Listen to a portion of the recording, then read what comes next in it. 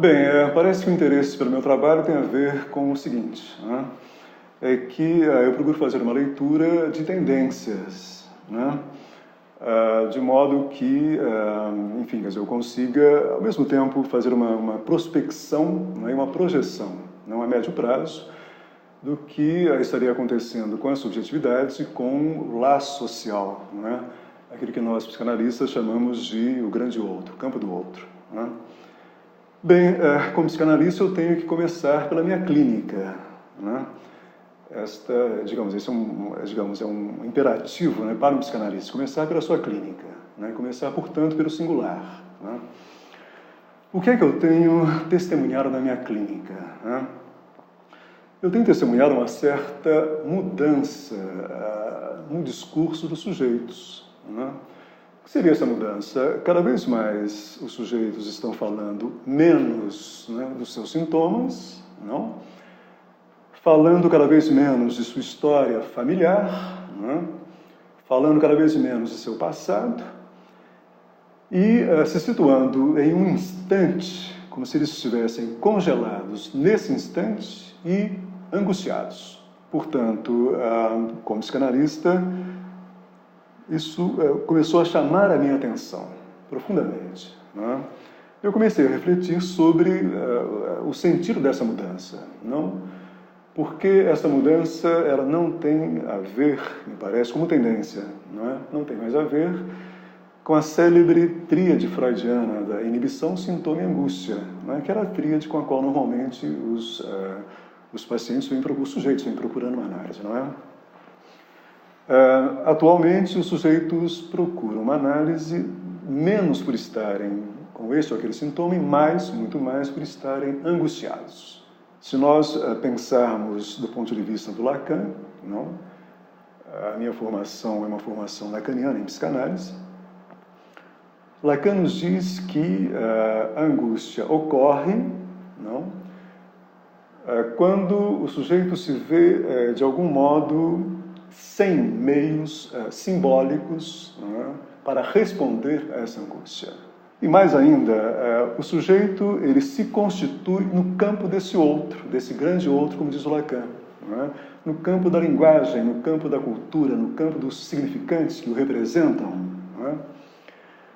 Bem, estranho porque o que é que está havendo, portanto, nesta articulação do sujeito com o campo do outro, que faz com que o sujeito esteja cada vez menos sintomatizado e mais angustiado.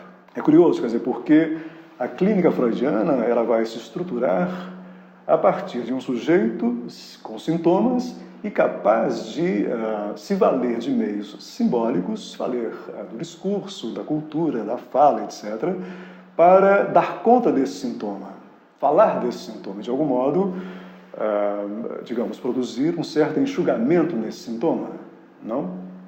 Contemporaneamente, o sujeito angustiado ele está cada vez mais com menos meios simbólicos, discursivos, para responder, não ao sintoma, mas à angústia. Né?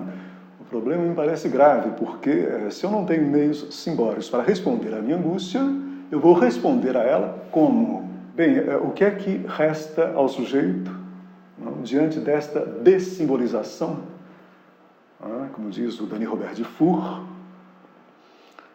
Então, como ele vai responder a essa angústia? Parece que o exemplo central da maneira pela qual o sujeito responde à sua angústia contemporaneamente é aquilo que nós chamamos, ou aquilo que se chama de toxicomania ou adicção, não é? Um sujeito dessimbolizado, ele vai recorrer a objetos, curiosamente, objetos ofertados, não é, por esse próprio grande outro contemporâneo, não? Objetos estes que supostamente iriam aplacar essa angústia dele, não? E o objeto por excelência, pelo menos o que parece, não, capaz de aplacar essa angústia, são as chamadas drogas. Elas prometeriam um certo apaziguamento desta angústia, não? Sem a necessidade, né, de meios simbólicos para isto. O Lacan, em um seminário dele, seminário 17 do Lacan, chamado O Avesso da Psicanálise, ele vai fazer uma certa configuração desse outro contemporâneo e vai criar um neologismo para denominar esse outro contemporâneo. Ele vai chamar esse outro de aletosfera. Aletosfera é um neologismo, uma palavra não dicionarizada. Ele vai dizer que nós vivemos, né, sob a hegemonia da cópula entre o capital e a ciência. Significa dizer que nós estamos sob o domínio discursivo, não, desta cópula, dessa articulação, desse laço entre o capital e a ciência. Né? No seguinte sentido, de que o capital ele instrumentalizaria a ciência como tecnociência apenas, né? Capaz de produzir da maneira mais rápida possível, a mais descartável possível, os objetos de consumo. Interessante que a Lacan também vai nos dizer, não, que esta cópula entre o capital e a ciência, ela opera através de um imperativo, que é um imperativo de gozo. Né? Interessante. Não é um imperativo, para você fazer laço com o outro, laço simbólico com o outro, não. É um imperativo de gozo, de um gozo autista. Né? Um imperativo que diria para você, olhe, goze plenamente sem precisar dos outros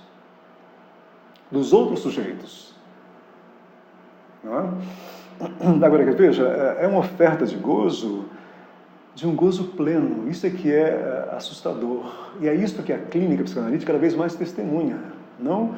O sujeito, sob esse imperativo desse gozo pleno, não? E sem meios, cada vez mais, sem meios simbólicos para responder a esse imperativo, o efeito na subjetividade é angústia. Né? A resposta à angústia não é fazendo laço, porque ele não tem mais meios para fazer laço com o outro. Não? É encontrar objetos ofertados pelo próprio mercado, com os quais ele pode gozar plenamente. E gozando plenamente, não angustiar-se. Mas há aí um paradoxo central, decisivo. Né? O gozo pleno é impossível.